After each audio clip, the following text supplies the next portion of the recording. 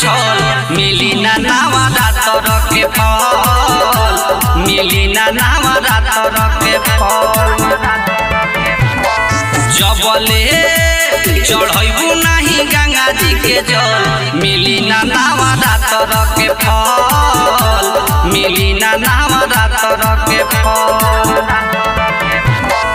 भौजी करबू जे मैया से छल मिली ना नवरात्र के फल मिली ना नवरात्र के फल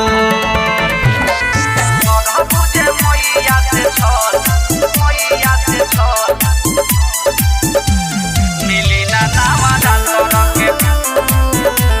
मिली ना नवरात्र के फल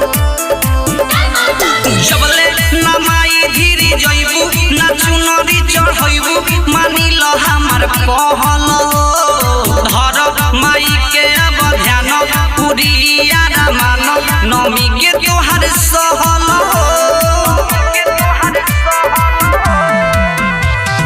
जबले ना माई धीरे जइबू ना चुनरी चढ़इबू मानी ल हमर कहल धर माई के अब ध्यान पुरिया मान नमी के तोहर सहल जबले चढ़बू नहीं गंगा जी के जल मिली ना नवरात्र के फल मिली ना नवरात्र के फल भौजी करबू जे मैया से छल मिली ना नवरात्र के फल मिली ना नवरात्र के फल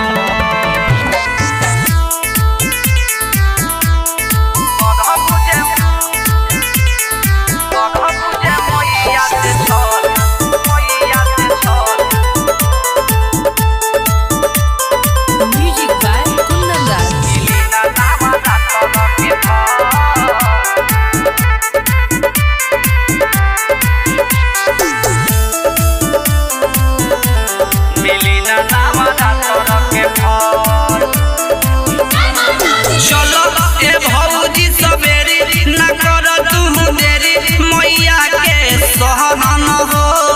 पूरा कदी है तोहर इच्छा न ली है परीक्षा पूरा है तोहर परन हो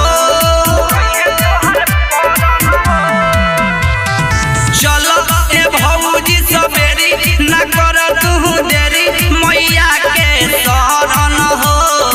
पूरा कदी है तोहर इच्छा न ली है परीक्षा पूरा होई परन सुभाष कहे मुनावा तू हमरा संगे चल मिली ना नवरात्र के फल मिली ना नवरात्र के फल भौजी करबू जे मैया से छल मिली ना नवरात्र के फल मिली ना नवरात्र के फल जबले चढ़बू नहीं गंगा जी के जल मिली ना